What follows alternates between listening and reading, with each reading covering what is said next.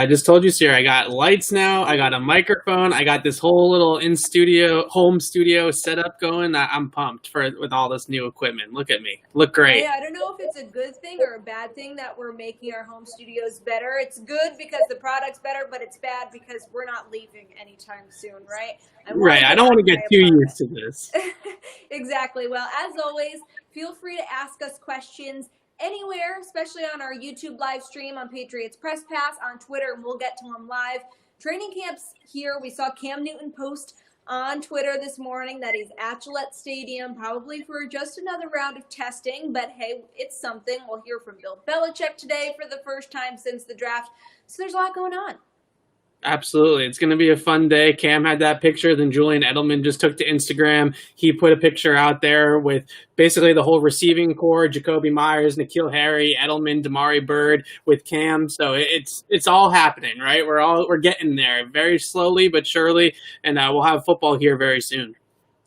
Well, let's get to a question here on Twitter that a lot of people have been asking. We also did a full segment on this that you can find on our YouTube channel. But does Bill Belichick use the cap money on a few high-priced rentals or try and plug the gaps, allowing the cap space to roll over, especially anticipating a lower cap next year? Yeah, well, we talked about this in a video, and my stance on it is pretty much the same. If the Patriots feel and Bill Belichick feels like he is truly a player or two away from winning a Super Bowl or competing for a Super Bowl, then you go out and you make that move. But if this is really looked at internally as more of a retooling or, God forbid, a rebuilding year, then I think that you have to roll over the cap space. So it's really just a matter of how they feel about this team right now. If they really think that they can make a run at this thing, then maybe going out and signing a Jadeveon Clowney or even a lesser player than Clowney makes a little bit of sense. But if you truly feel like you're a long shot to make the Super Bowl or make a run here, then I think the rolling over the cap space and being one of those few teams next year that's going to have serious cap space is probably the way to go. We have a question here from Robert on YouTube. With the losses of veteran players to COVID opt-outs and free agency, do you see the Patriots looking to develop some of the rookies and second-year players by pushing them into more playing time than they would normally get?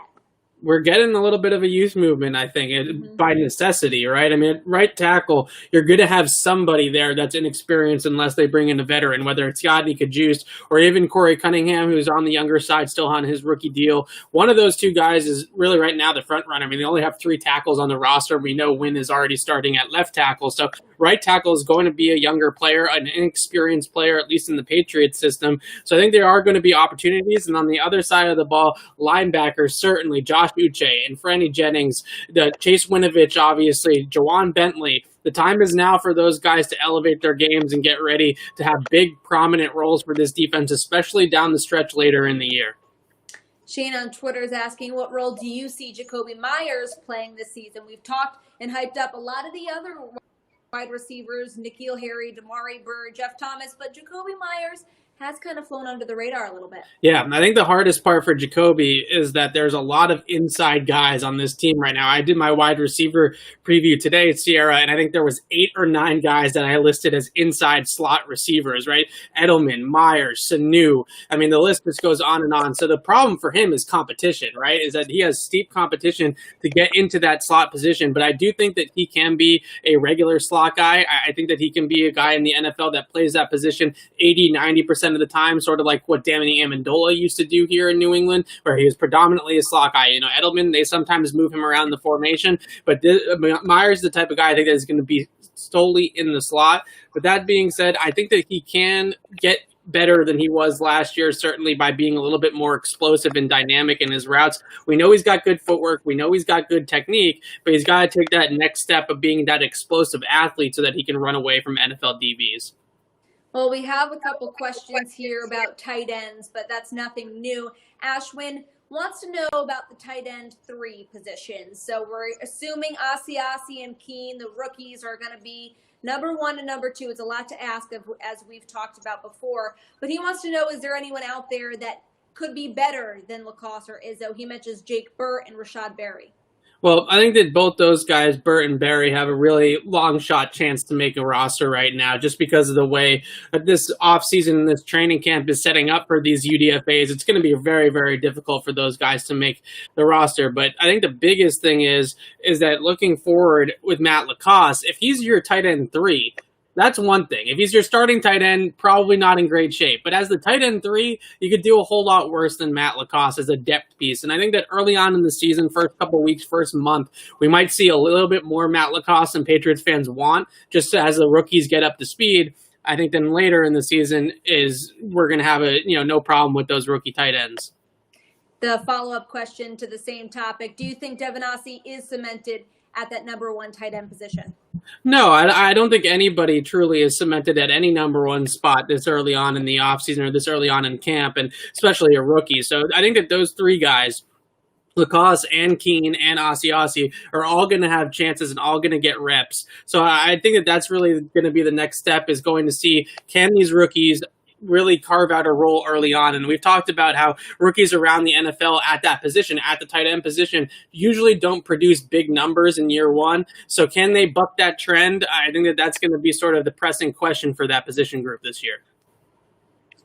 Another question about undrafted free agents. It wasn't looking good for them before the opt-outs. Now a little bit more hopeful. Leon wants to know, do you think more than one UDFA makes the team now with the opt-outs? Well, the opt-outs definitely help the situation, but man, it's going to be tough for those guys. And I think that if you look at the linebacker position, there are certain instances where I think that there are guys that can get on the roster. Tenzino is one of those guys. DeJuan Harris, Scuda, as he's called by his nickname, I think he can make this team as sort of that Landon Roberts type linebacker, just a run-stuffing guy that's going to come downhill and hit the line of scrimmage hard. I think he can be that sort of player for the Patriots. So maybe those guys have a leg up now that, Dante Hightower's not in the picture, and with the losses already in free agency, you got to look at some of those positions that are a little bit thin, and linebacker obviously at the top of the list.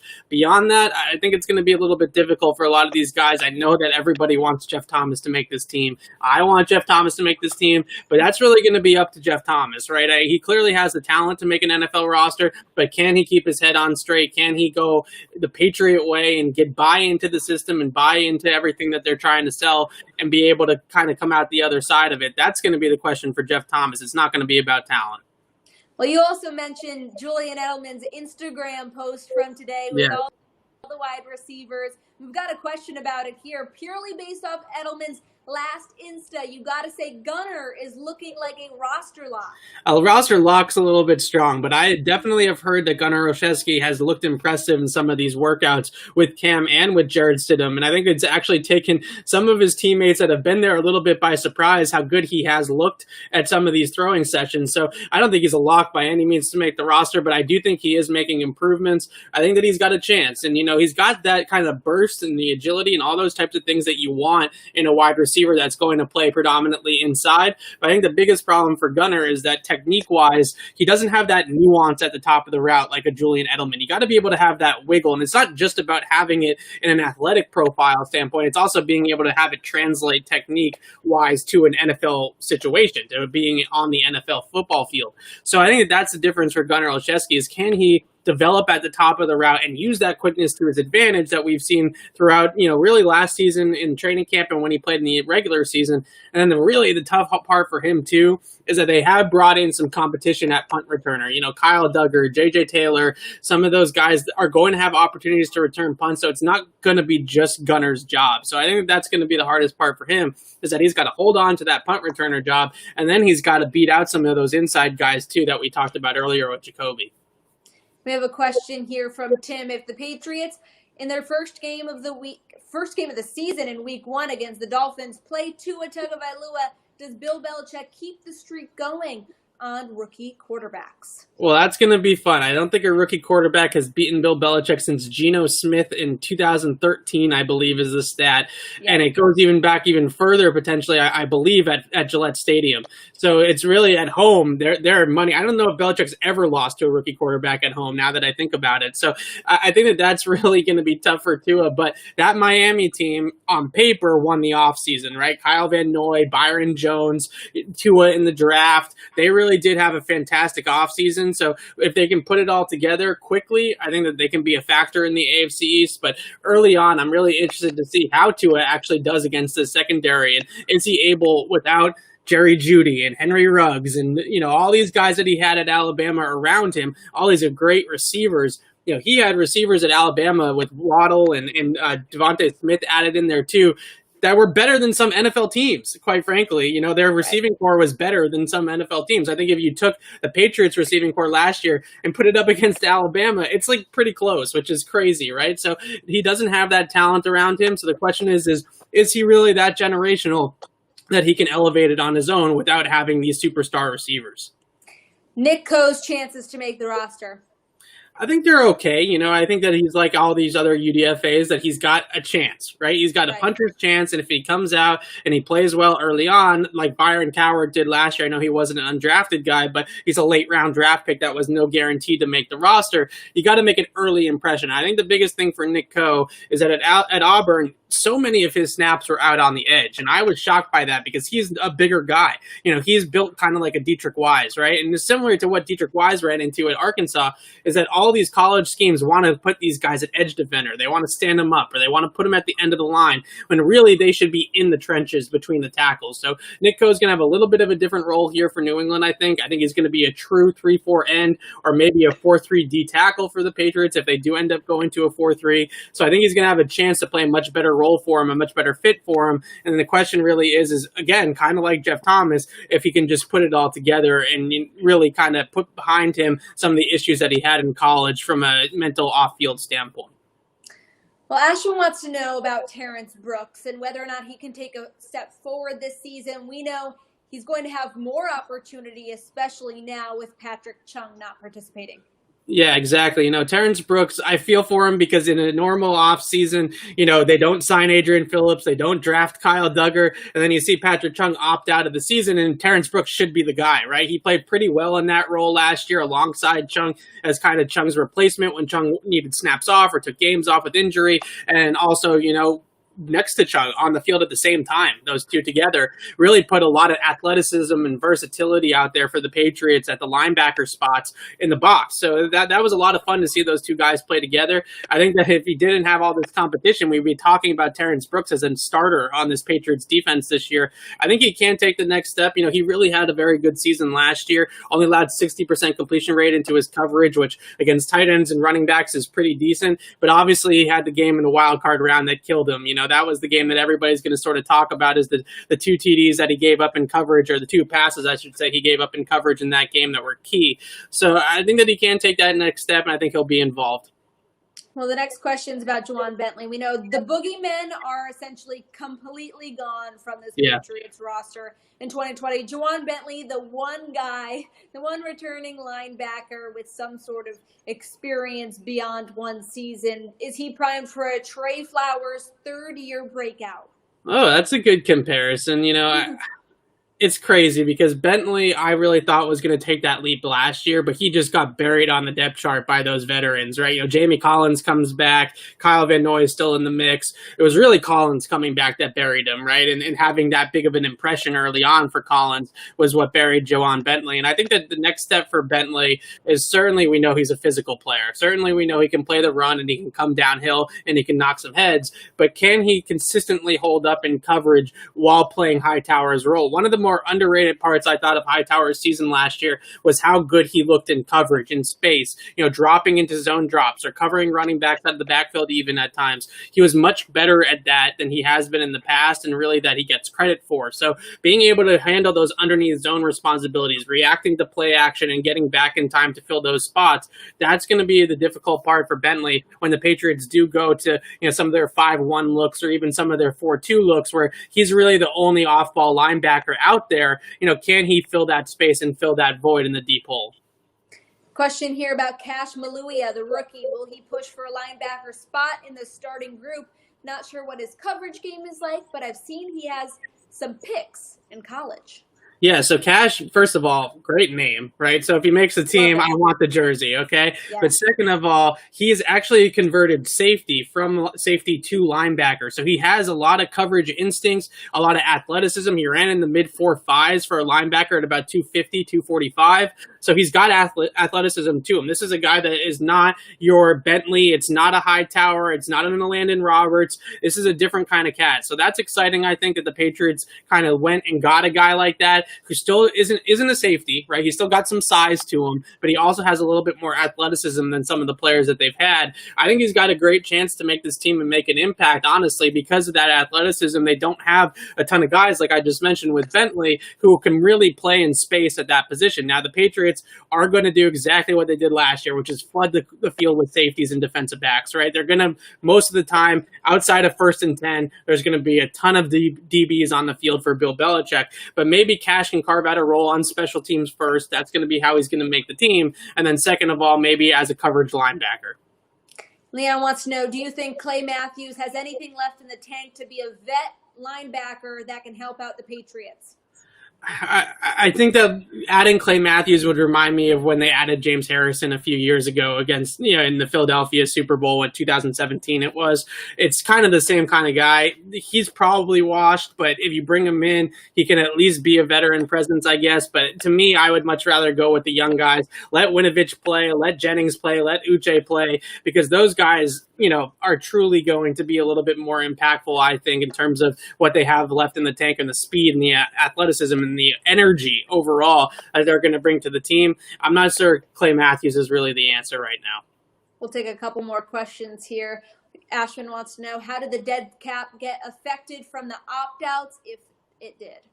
It did get affected a little bit. Now, Marcus Cannon and Dante Hightower and Patrick Chung all had a little bit of signing bonuses. That's really what hurts you, right, is those signing bonuses that you have to pay up front. If you have, just per game roster bonuses or workout bonuses, those don't get, no, the workout bonuses do, but the per game roster bonuses aren't going to count against the Patriots cap. It's the workout bonuses and the signing bonuses that do. So it's a couple $1,000,000. It's really nothing major. And obviously they saved a lot more cap space than they took up cap space by getting those opt-outs.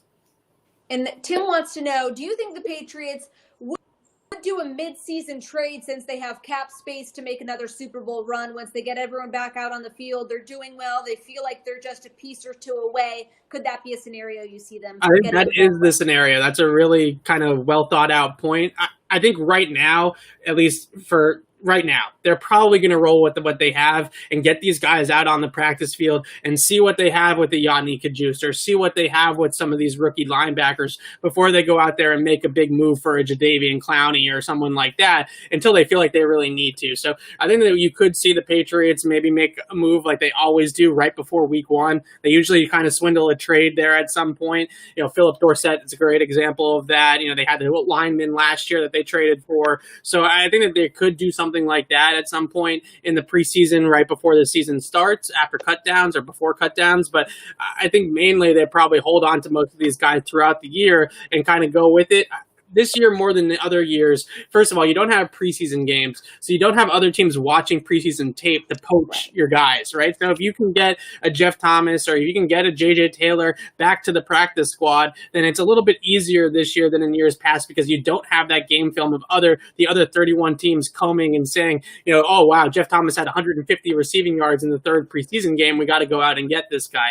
So I think that does help teams. And the other thing that helps teams is that with the coronavirus, do you want to bring somebody from the Miami Dolphins up here to New England right now, or Tampa Bay, or someone from Texas or California? I think there's going to be a little bit of a kind of hiatus about roster movement until we figure out if everybody's healthy, everybody's negative, and I don't think that teams are going to want to bring in outside help as much as other years.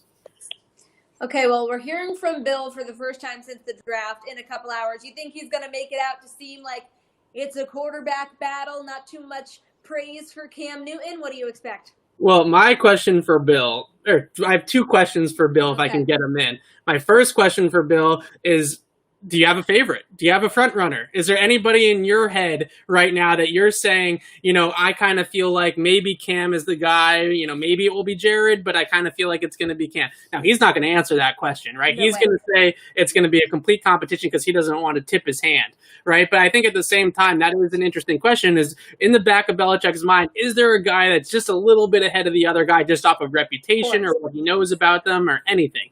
My second question for Bill is, why is Troy Brown coaching running backs and not wide receivers, right? What's the motivation behind that to move one of the best wide receivers in franchise history to a position that he didn't play in the league is head scratching to me. I know it's the path to get him to offensive coordinator status, right? You go around the positions on one side of the ball, you learn the different types of perspectives that you can have on the game, and that's important, I think, for some coaches. But to me, with all the turnover, with all the young guys they have at wide receiver, maybe let Troy Brown coach the position that he played so well here in New England. I love it. We'll see if you get those in, but we'll continue to have all your Patriots coverage now that we're actually getting closer and closer to seeing these guys out on the practice field right here on our YouTube channel. Subscribe to it at Patriots Press Pass. We'll be back here next week for some more live streams at 1 p.m. Eastern, live on all of our platforms. So we'll see you then. Thanks so much for tuning in.